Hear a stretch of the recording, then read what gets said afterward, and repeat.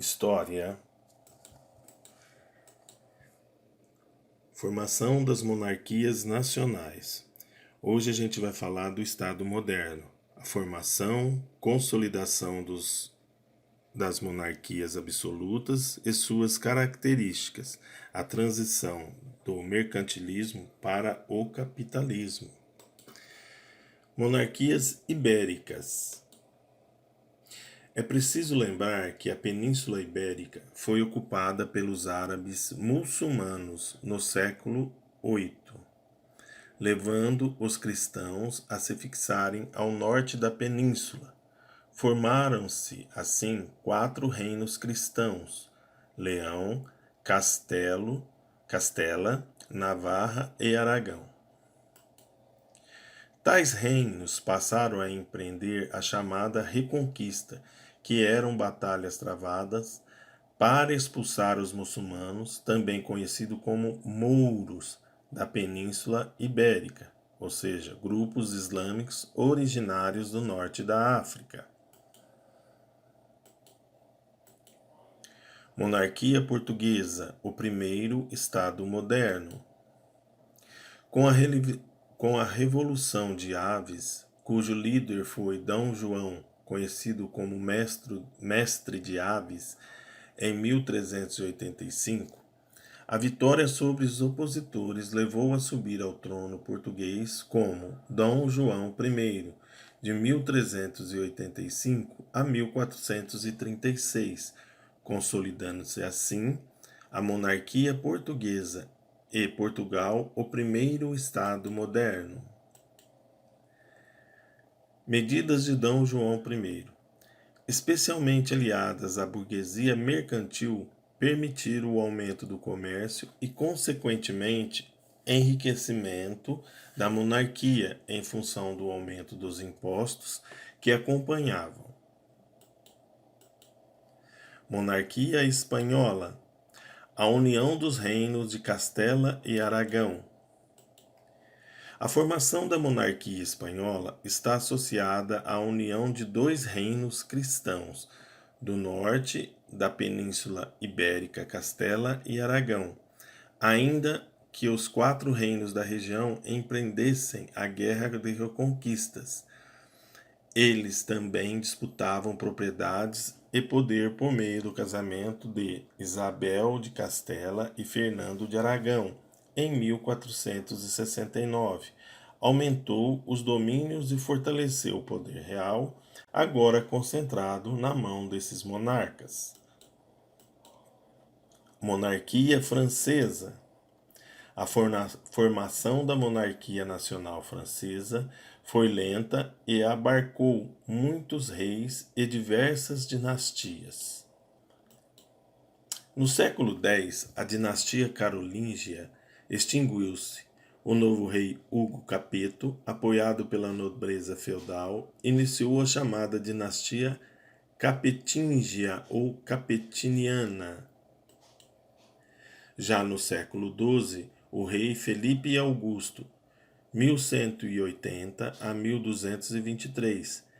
Felipe conquistou inúmeras terras, ampliando significativamente seus domínios, graças a um poderoso exército comandado por ele e financiado pela burguesia local. Rei Luís IX, 1226 a 1270, que, entre outras importantes medidas, unificou o sistema monetário, cunhando uma moeda única e criou os tribunais por meio das quais os condenados podiam apelar ao rei. Ainda na monarquia francesa, Felipe o Belo, de 1285 a 1314, já no século XIV, fortaleceu o poder da realeza, principalmente porque obrigou o clero a pagar impostos, o que gerou um sério conflito entre a monarquia e a igreja, culminando no rompimento com o Papa Bonifácio VIII de Roma e a nomeação de um novo Papa. cujo papado foi transferido para a cidade de Avignon.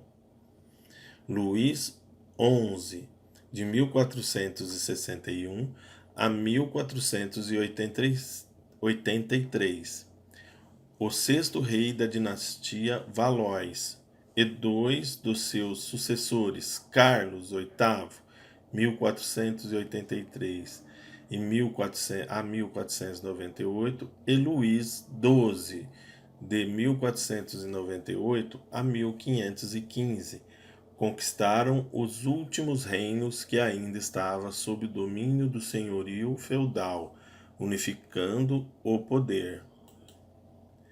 Henrique IV, de 1572 a 1610, primeiro rei da dinastia Bourbon, o rei de Navarra. Neste período, a monarquia voltou a reafirmar, construindo bases sólidas para um amadurecimento acelerado do absolutismo francês. Monarquia inglesa.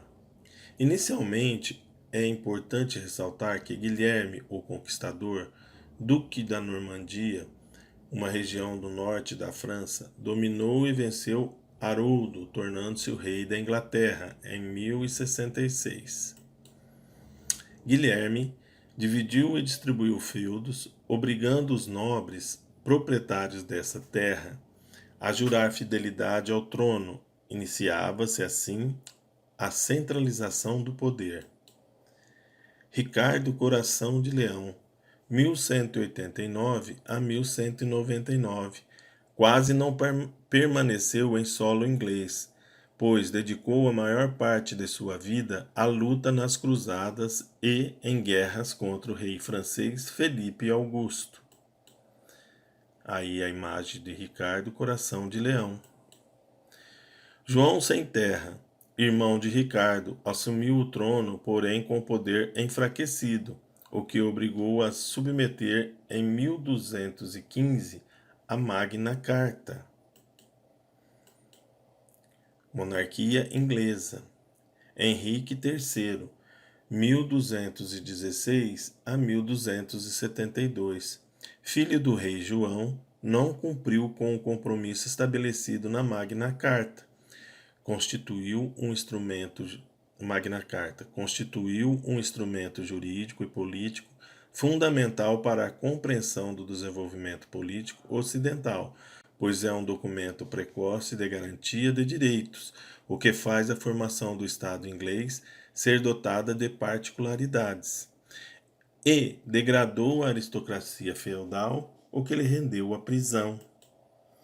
Neste contexto, encontra a origem do parlamento inglês, que foi criado em 1265 e, após algum tempo, no reinado de Eduardo III, foi dividido em duas câmaras, as quais existem até os dias atuais.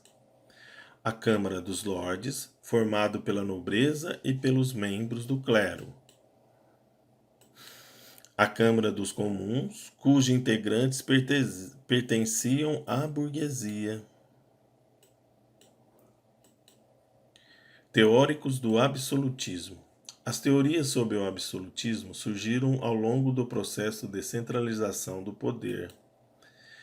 Podemos perceber que, aos poucos, a concentração do poder na mão dos reis foi aumentando.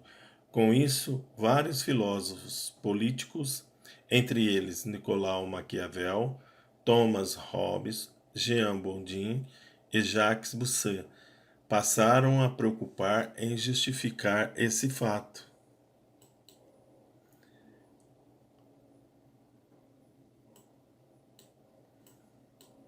Nicolau Maquiavel, 1469 a 1527.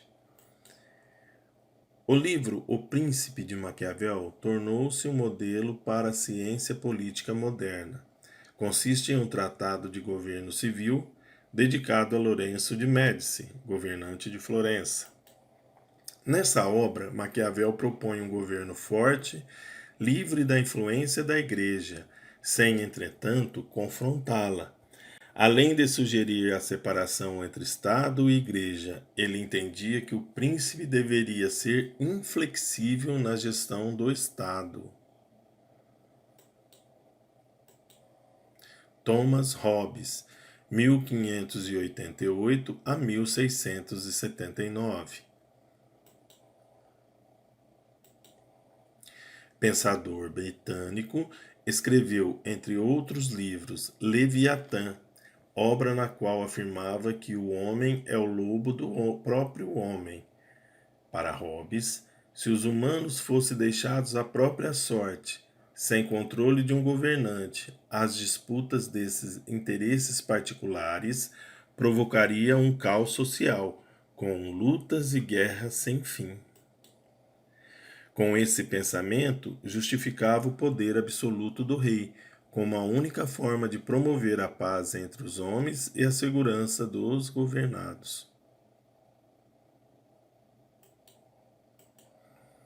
Jean Bodin, 1530 a 1596, e Jacques Bossuet, 1627 a 1704. Bodin e Bossuet são dois filósofos que representam a teoria do direito divino. Para eles, a autoridade real é a expressão da vontade divina, porque o rei, segundo essa teoria, era um homem predestinado por Deus para governar o mundo. E aí a gente tem o Bossuet. Nesse sentido, Jean Bodin afirmava que a autoridade do rei era a representação da vontade de Deus na terra, devendo os súditos obediência ao monarca. E aí está o Jean Bodin. Características gerais do absolutismo. Estado absolutista, estruturado em um amplo e profissional aparato militar, além de ter sido criados sistemas de burocracia e tributação que levaria ao enriquecimento governamental e à inclusão da burguesia por meio da compra de cargos. Nesse contexto, a política mercantilista desenvolveu-se, ampliando as possibilidades comerciais do Estado, do ponto de vista político. As alianças formadas por meio de casamentos entre linhagens dinásticas de estados diferentes também se tornaram outro elemento caracterizador para fortalecimento do poder centralizado dos reis. A centralização do poder, de modo geral, teve como uma de suas principais influências a retomada do direito romano. Mercantilismo. Desenvolvimento do Estado centralizado, aliança aos desdobramentos do crescimento do comércio, da ascensão da burguesia e da aliança entre o grupo e a monarquia, fez surgir uma nova política econômica denominado mercantilismo. Nesse período, as práticas econômicas que haviam vigorado na Idade Média já não eram mais aplicáveis. Logo, o mercantilismo surgiu como política econômica do Estado absolutista, caracterizando-se essencialmente pela intervenção do Estado na economia, cujo objetivo era obter o máximo de recursos monetários vindo do comércio para preservar o poder absoluto do rei. Características e princípios da política mercantilista. Metalismo. A riqueza de um país era medida pela quantidade de metal acumulado.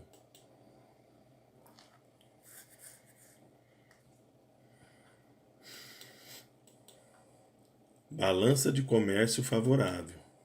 Consistia na ideia de que o Estado deve exportar mais produtos do que importar, ganhando mais com aquilo que vende, para outros estados do que gastando com a compra de mercadorias importadas. Aí está uma representação do mercantilismo, da balança comercial favorável. Exportar o máximo, né? Então diminui as importações e aumento das exportações. Isso traz um Estado forte, o protecionismo e o nacionalismo econômico, aumento das taxas alfandegárias, leis pragmáticas, desenvolvimento manufatureiro, monopólios e colonialismo. Então, esse é a balança de comércio favorável. Colonialismo.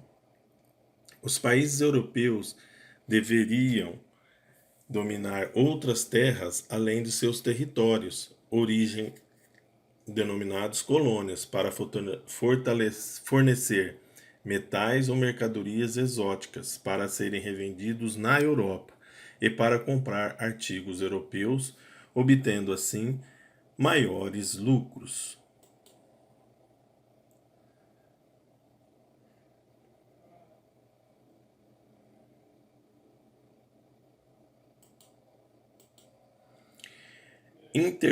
Intervencionalismo estatal. O Estado intervia e controlava todas as atividades mercantis, regulando salários, preços e indicando as atividades nas quais a burguesia deveria investir seu capital.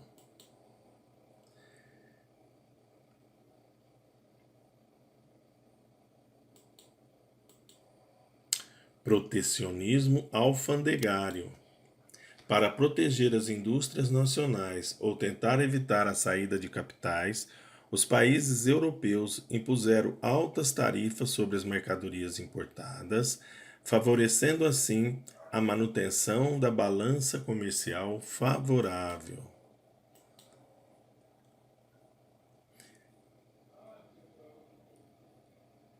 Então, pessoal, tá aí.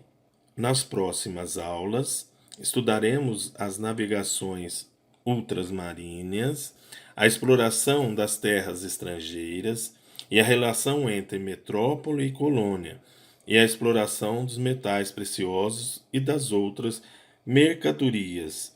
Espero que tenham gostado. Um grande abraço. Até a próxima, pessoal. Fiquem com Deus.